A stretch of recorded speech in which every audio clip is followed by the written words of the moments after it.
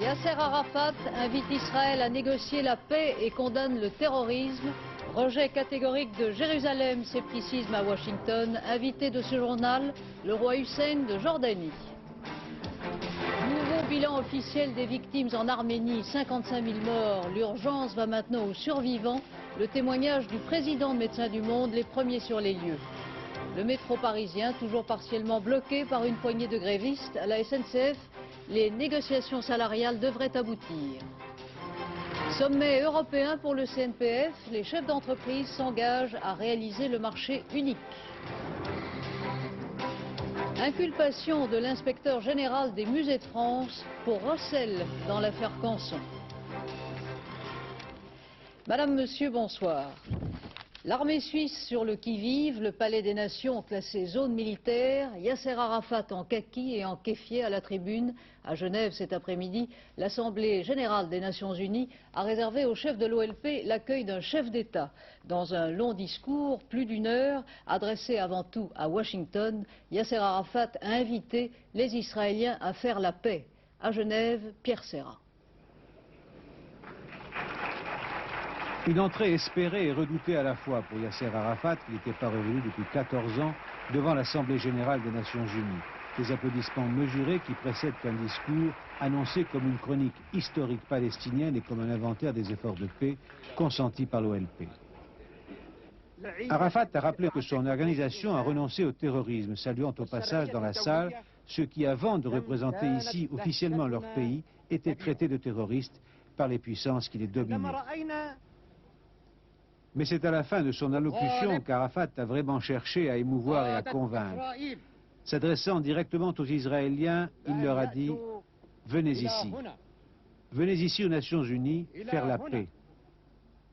Je vous dis que notre peuple désire la dignité, la liberté et la paix. » Un ton plus émouvant que précis en fait, et l'on sentait bien tout au long de l'allocution que Yasser Arafat, qui s'adressait aux Nations Unies, parlait en fait surtout aux Américains. Il n'y a pas eu d'avancée significative formelle sur la reconnaissance d'Israël, mais à chaque occasion, à chaque virgule, je dirais, le chef de l'OLP a insisté sur le droit de tous les États de la région d'avoir des frontières sûres et reconnues. Et puis il y a eu la fin de ce discours, une fin voulue émouvante, cet appel à la paix adressé directement aux Israéliens. Alors ce soir, la balle est sans doute dans le camp américain, mais ce discours aujourd'hui aux Nations Unies, c'est une pierre de plus dans le jardin d'Israël. Jérusalem, on le verra, rejette catégoriquement les propositions de Yasser Arafat et Washington, qui était donc le principal destinataire diplomatique du discours, considère à l'instant que les conditions d'un dialogue avec l'OLP ne sont toujours pas remplies, notamment en ce qui concerne la reconnaissance explicite de l'État d'Israël. Alors tout de suite, une première réaction en direct, celle d'un homme dont le courage et le sens politique font depuis longtemps autorité au Proche-Orient, le roi Hussein de Jordanie. Good evening, Your Majesty. Bonsoir, merci d'avoir accepté notre invitation. Est-ce que vous approuvez, est-ce que vous appuyez les propositions de Yasser Arafat?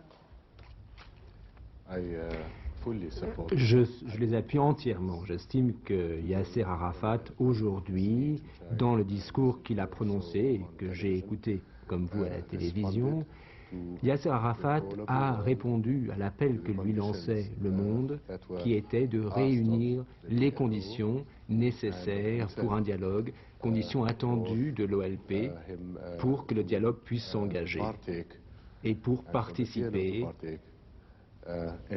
au processus de paix. Alors, dans son discours, en appelant toutes les parties concernées à une conférence internationale, notamment l'État de Palestine et Israël, a-t-il dit, le chef de l'OLP a fait un pas de plus, semble-t-il, vers la reconnaissance d'Israël. Est-ce que vous, Majesté, vous êtes prêt à franchir ce pas, à reconnaître Israël? J'ai déjà dit à plusieurs reprises que nous acceptons la résolution 242 du Conseil de sécurité des Nations Unies, résolution que Yasser Arafat a acceptée aussi bien que la résolution 338.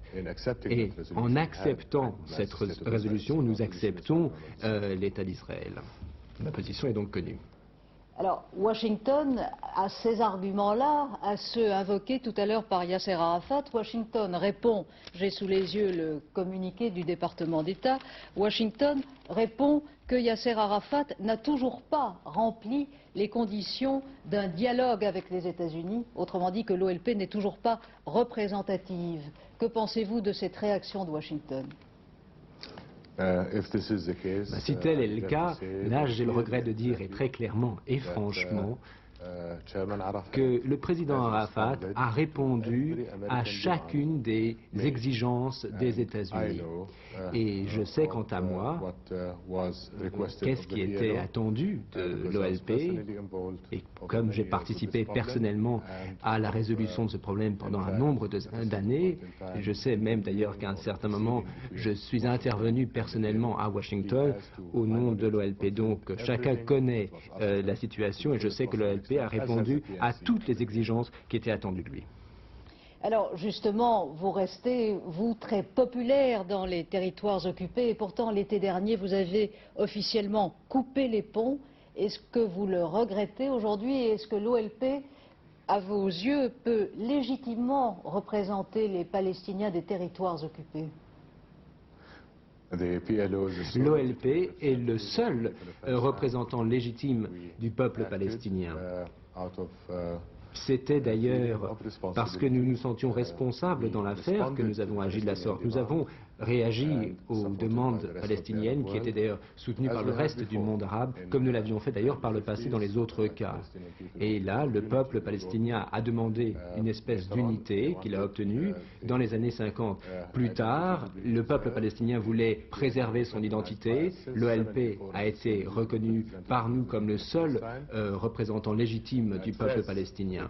Au sommet de Fès, la demande a été faite d'un État palestinien indépendant, demande qui a également trouvé sa réponse lors du sommet d'Alger, et nous estimons que ceci était dans l'intérêt des peuples qui étaient présents. Et nous avons vu aujourd'hui que les Palestiniens ont voulu assumer leurs propres responsabilités. C'était la raison de ce que vous avez appelé la rupture des ponts, afin de représenter l'unité et l'auto-indépendance du peuple palestinien. Et au moment où il y avait le conflit, les Palestiniens voulaient trouver une solution, ils sont prêts maintenant à le faire. Alors, pour le président Mitterrand, avec qui vous avez déjeuné tout à l'heure, un État palestinien n'est pas viable sans la Jordanie. Quelle est votre réponse ? Je pense qu'à ce sujet, il faudra y réfléchir sérieusement à l'avenir, et ce, dans le cadre d'une relation jordano-palestinienne. J'ai évoqué cette question avec Yasser Arafat lorsque je l'ai rencontré. J'en ai également parlé avec le président Moubarak d'Égypte. Cela étant, lorsque nous aurons à l'avenir la possibilité de construire cet avenir sera bâti sur une base beaucoup plus solide qu'elle ne l'était par le passé. Nous avons pris nos décisions de façon commune. Nous sommes déterminés à aller de l'avant et nous pensons avoir pu dissiper les soupçons qui avaient pu régner autrefois entre nous. Le peuple palestinien sait que nous voulons le soutenir et promouvoir sa cause, et nous avons entamé le processus d'une solution viable. Une dernière question, Majesté, vous connaissez bien les dirigeants israéliens. Avec qui pourriez-vous vous entendre ? Là, je crois que pour pouvoir s'entendre avec Israël, il faudrait que ce soit dans le cadre d'une organisation internationale, c'est-à-dire le Conseil de sécurité des Nations Unies, ainsi que toutes les parties prenantes de conflit, y compris nous-mêmes, parce que c'est nous qui avons quand même la plus grande frontière commune avec non seulement Israël, mais les territoires occupés. Et nous sommes, après tout, avec une relation privilégiée avec le peuple palestinien. C'est sous les auspices donc des 5 membres permanents du Conseil de sécurité et des Nations Unies que nous entendons faire une conférence de paix. Majesté, merci donc pour cette réaction importante au discours de Yasser Arafat et aussi à la réaction de Washington. Venons-en maintenant à la réaction à Jérusalem. Le discours d'Arafat est une tromperie, c'est ce qu'a déclaré Yitzhak Shamir, le Premier ministre, qui rejette donc catégoriquement ces propositions. Martine Laroche-Joubert. Tandis que quelques manifestations hostiles éclatent à Jérusalem après le discours de Yasser Arafat à Genève, le Premier ministre Yitzhak Shamir l'accuse catégoriquement de tromperie et de mensonge. Il donne une fausse impression de modération, a-t-il déclaré. La preuve, il dénie fondamentalement le droit à l'existence d'Israël, il poursuit ses actes de terrorisme et encourage la violence. Une opinion que partagent tous ceux qui sont ici ce soir. Il porte sur son visage le masque de la paix, mais c'est un menteur. Ses mains sont rouges du sang des Juifs. En revanche, malgré la violence de ses slogans, d'autres tentent aujourd'hui de parier sur l'espoir. Je ne sais pas. Il peut nous duper, mais peut-être aussi que ce qu'il raconte est vrai. Je l'espère, mais vraiment, je ne sais pas. À Gaza, malgré le couvre-feu, la population qui suivait le discours d'Arafat en direct sur la télévision égyptienne, la population a exprimé sa joie à coups de pétards et de feux d'artifice. Le climat est d'autant plus tendu ce soir qu'au nord de la Cisjordanie, près de Naplouse, un colon israélien a été assassiné par des Palestiniens. Voici maintenant le premier vrai reportage qui nous arrive d'Arménie. Déjà depuis mercredi dernier, la télévision soviétique nous montrait chaque jour l'ampleur de la catastrophe. Cette fois, nous allons entrer de plus près dans la réalité du drame grâce aux caméras qui accompagnaient les toutes premières équipes de médecins et d'infirmiers français à Leninakan. Ils sont rentrés ce matin. Regardez.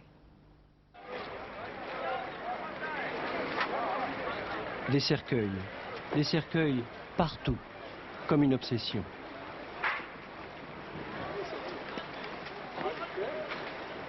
La ville de Spitak comptait 23 000 habitants.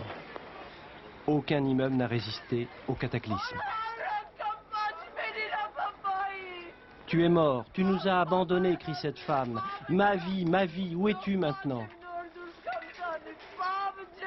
La vie, des meubles que l'on veut préserver, quelques découvertes dérisoires, la vie. Oui, mais pour fouiller les décombres, pour sauver ses proches, c'est le règlement, il faut une autorisation. Oui, il faut obligatoirement une autorisation. Qui donne cette autorisation? Les responsables de la République. L'armée. Là aussi, il a fallu les ordres de Mikhaïl Gorbatchev en personne pour qu'enfin elle prête assistance. Plus de 5000 survivants ont été dégagés. Hommage a été rendu aux sauveteurs français. Mais tous savent que dans quelques jours, il faudra stopper les opérations. Il y a risque d'épidémie. La mort, la bureaucratie, le froid, comme si tout cela ne suffisait pas. Au carrefour, les troupes sont intransigeantes. Elles veillent à l'éventuel pillage, mais aussi à toute manifestation du nationalisme arménien. Les réfugiés du Haut-Karabakh affluent. À 21 h, plus personne ne pourra circuler. Ce sera le couvre-feu. Où aller? Se battre avec les autres là-bas? Distribution de vivres, de médicaments, dans la confusion. Et l'on réclame pour son enfant. Dans ce village, tout proche de Spitak, les bêtes vivaient sous un même toit. À présent, il n'y a plus aucune ressource. Les secours viennent tout juste d'arriver. Maintenant, il va falloir évacuer, quitter cette terre, en laissant derrière soi parfois toute sa famille. Avec l'immense tragédie arménienne, nous commençons à comprendre que les valeurs humaines universelles et la survie même de notre civilisation importent plus que tout. C'est en ces termes très précis que le Premier ministre soviétique a remercié les pays et les organisations qui aident sur place les victimes. Un nouveau bilan officiel a été publié aujourd'hui à Moscou, 55 000 morts, 13 000 blessés, 5 400 survivants sur les 18 500 personnes qui ont pu être dégagées des décombres. Comment la capitale soviétique répond-elle à la catastrophe? Dominique Thiers et Jean-Marie Lecartier sont à Moscou. Le temps presse. Les moscovites l'ont bien compris. Par dizaines, par centaines, des bénévoles se relaient 24 heures sur 24. Ici, ce sont les étudiants des jeunesses communistes. Sur 2 étages, des mètres cubes de manteaux, de pullovers, de chaussettes, de chaussures, qu'il faut trier, emballer, répartir pour Spitak ou Lenina Khan. Depuis une semaine, c'est l'effervescence. Tous les jours, toutes ces affaires sont collectées chez des particuliers, mais le plus souvent, les gens viennent les déposer ici. On prend tout ce qu'on peut et ça part soit par la route, soit en avion, vers les régions sinistrées. Pensez au moindre détail, au moindre ustensile qui semble ici banal, mais qui là-bas peut aider à survivre. C'est ce que rappellent ces femmes, submergées toute la journée par les coups de téléphone des habitants de Moscou. Sans arrêt, elles répondent aux questions, indiquent le numéro de compte bancaire à quiconque veut venir au secours des sinistrés.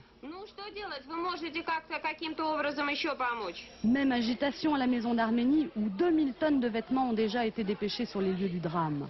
Sans relâche, les dons continuent d'affluer et cela pose évidemment des problèmes de stockage. Vous voyez tous ces cartons, nous dit un responsable de la communauté arménienne. On ne sait plus où les mettre. Il faut qu'ils partent pour Erevan, dans l'heure qui vient, car d'autres colis vont arriver et cela n'arrête pas. La solidarité nationale et internationale, c'est la seule consolation pour les Arméniens frappés par le séisme. Ceux qui l'ont vécu en gardent une vision d'horreur. J'allais me mettre à table, raconte cette femme de Lenina Khan. Tout d'un coup, il n'y a plus eu de lumière. En quelques minutes, tout s'est mis à trembler. En face, il y avait une usine et puis, quelques instants plus tard, tout était tombé, il n'y avait plus d'usine. Chez moi, ils sont tous morts. La grand-mère, le grand-père, je suis toute seule maintenant.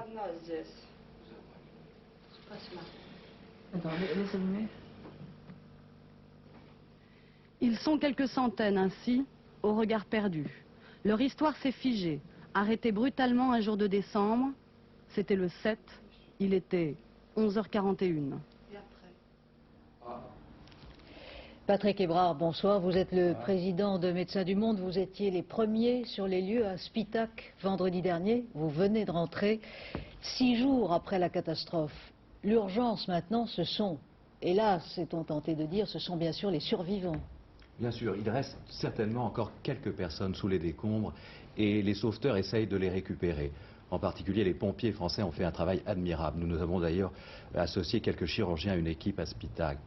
Mais bien entendu, maintenant, c'est la deuxième phase. C'est-à-dire qu'après cette phase d'urgence où tout le monde a essayé d'intervenir très rapidement, il faut se préoccuper des victimes, de ceux qui sont maintenant sans abri, qui vont vivre dans un premier temps dans des conditions très difficiles puisqu'il fait très froid. Nous avons pu visiter des petits villages autour de Spitak où il n'y a plus rien, où nous avons dû apporter vivres et vêtements et secourir les gens de façon simple en faisant des consultations mais en leur parlant aussi parce que ce sont des gens qui sont totalement traumatisés par la gravité de cet événement et par la détresse qui peut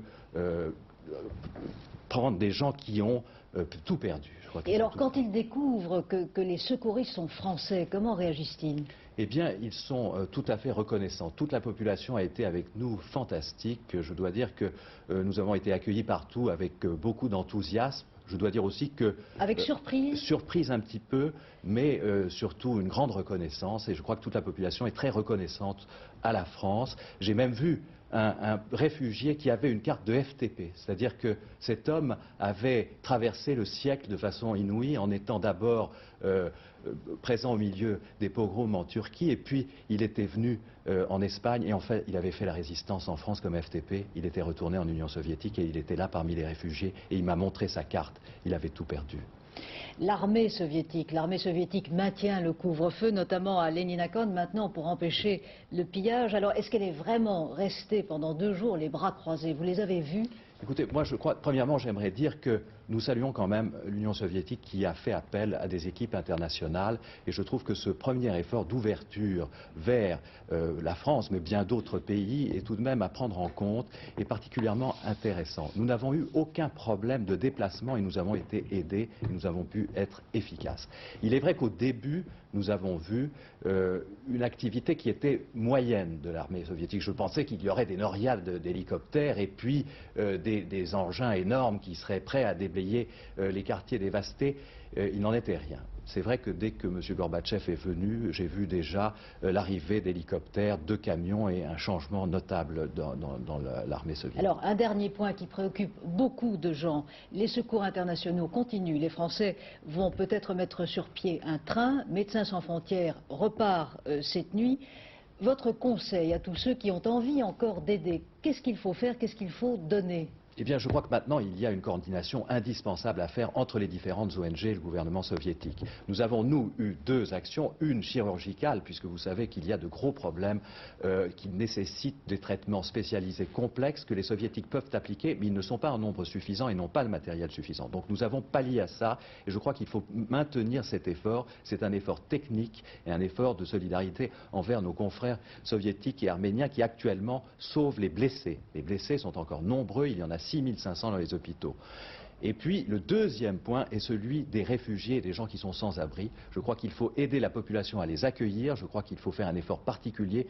C'est seulement la première phase. Maintenant, les gens vont traverser une deuxième phase qui est très longue, très dure, qui est celle du cheminement de tout réfugié qui n'a plus de ville, qui n'a plus de maison et qui a perdu ses parents. Enfin, c'est une situation catastrophique. Et là, je crois qu'il faut aider les organisations humanitaires qui peuvent continuer avec les Arméniens, puisque les Arméniens, les associations arméniennes ont été très proches de nous, nous ont aidés à appliquer des mesures d'aide humanitaire. Je crois qu'il faut continuer à soutenir ces opérations, mais avec une coordination et un choix des méthodes. Parce que actuellement, nous sommes venus rapidement, c'était l'urgence. Maintenant, il faut réfléchir à avoir une politique de santé précise par rapport à ces populations, et nous entendons le faire avec tous nos partenaires. Patrick Hébrard, merci. Le Premier ministre Michel Rocard a remercié dans un communiqué tous les Français qui, à titre collectif ou individuel, se sont mobilisés pour contribuer à cette action de coopération internationale. Les choses sont en train d'évoluer, malheureusement un peu doucement, mais dans le bon sens. Tel est l'avis du ministre des Transports, Michel Delbarre, à propos de la situation à Paris. Encore des perturbations aujourd'hui et sans doute demain, surtout dans le métro, l'accord salarial. Les temps d'attente interminables pour un conflit qui n'en finit pas. Les bus sont devenus le seul recours des usagers des 4 lignes de métro fermées. Ça commence à être long. Il y a d'autres jeux plus amusants quand même. Les rames de métro, elles, sont immobilisées pour la plupart dans 4 ateliers de réparation, comme ici le centre Charonne. 30 des 71 employés sont en grève, reconduites chaque matin à bulletin secret. La détermination ne semble pas faiblir à tel point que la CGT, seul syndicat encore en lice, se conforme à ces votes, évitant soigneusement de mettre en avant des conditions de reprise du travail. Ça durera suivant la volonté des gens qui travaillent ici à l'atelier de Charonne. Et je vous dis, la CGT ne sera pas jusqu'à boutiste. Nous sommes bien clairs, c'est eux qui détermineront les fronts d'action, c'est eux qui décideront de l'arrêt de la grève. Les ouvriers se sont organisés, les grévistes sont pour la plupart des ouvriers qualifiés dont dépendent directement les réparations des rames. Et surtout, ils sont soutenus financièrement par les non-grévistes. Dans ce conflit insaisissable, la direction a jusqu'à présent joué la prudence, l'appel à la raison dans les ateliers. Mais le dernier carré des grévistes, souvent des jeunes et des non-syndiqués, ne démord pas de la revendication des 1000 francs pour tous. Du coup, la direction se réunit ce soir pour trouver une issue à un blocage qui exaspère les usagers et le gouvernement. Ce n'est pas facile, outre l'éventuel retour des transports de remplacement, prendre des sanctions, décider le lock-out des ateliers concernés ou faire les réparations par d'autres salariés, risque de relancer la grève par solidarité au lieu de l'éteindre. À la SNCF, trafic normal aujourd'hui, à peine quelques retards. Malgré le préavis de grève de la CGT, les négociations salariales se sont terminées il y a 1 heure. Les propositions de la direction ont été jugées intéressantes par les syndicats, avec des hausses de salaire de 3 à 3,4%. 2 syndicats autonomes ont déjà annoncé leur accord. La CGT refuse de signer. La CFDT se prononcera la semaine prochaine. La direction se dit raisonnablement optimiste et considère qu'il n'y aura pas de grève pour Noël. Sommet européen chaud à l'américaine, 4000 chefs d'entreprise assistaient aujourd'hui à Paris aux assises du CNPF. Le thème martelé tout au long de la journée et jusqu'à l'Elysée ce soir, la réalisation concrète de l'Europe des entreprises. Véronique Auger. François Périgaud l'a voulu grandiose. Hymnes et pompes à la gloire des 12 patrons des patrons européens, tous unis vers un seul but, réussir le marché unique de 1992. Témoin cette charte, une déclaration solennelle signée par les 12 plus quelques collègues européens hors CE. Chacun s'engage à ne pas mettre des bâtons dans les roues de l'Europe, au contraire. Une mise en scène spectaculaire destinée avant tout à mobiliser les chefs d'entreprise françaises. Les petits ont peur, les grands les rassurent. Les jeux sont loin d'être faits. Vous savez, c'est comme en football. C'est pas toujours les premières équipes et qui gardent éternellement le leadership au championnat. Elles s'effondrent, d'autres remontent. Je crois que nous avons l'opportunité de remonter, nous, la France, aujourd'hui.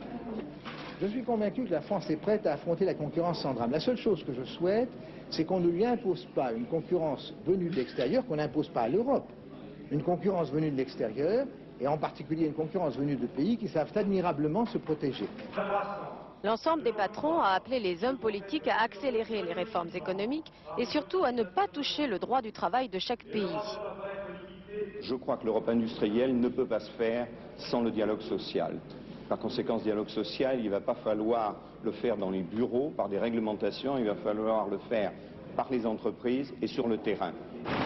La délégation des 12 patrons des patrons est enfin allée porter la charte des entreprises au président de la République. Arrestation hier soir près de Bayonne de Lucienne Fourcade, la passionnariat du mouvement indépendantiste basque qui paraît à RAC. La police judiciaire de Bayonne a procédé aujourd'hui dans la région à une série de perquisitions et d'interpellations. Emmanuel Vanier. Lucienne Fourcade était en cavale depuis 1983. C'était la dernière militante clandestine de l'organisation indépendantiste basque Iparet Arak. 10 jours de filature pour aboutir à son arrestation. Hier soir, ici à Bayonne, Lucienne Fourcade n'a pas fait usage du pistolet qu'elle portait à la ceinture. 6 autres personnes ont été interpellées. Cette institutrice de 25 ans était la compagne de Philippe Bidard, chef d'Iparet Arak, interpellé en février dernier. En arrêtant Lucienne Fourcade, les policiers espèrent avoir mis un terme à la violence au Pays basque français.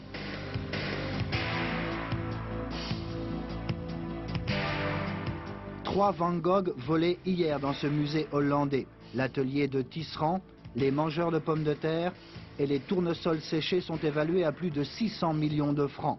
Le parc qui entoure le musée a été ratissé, sans résultat, aucune piste pour l'instant.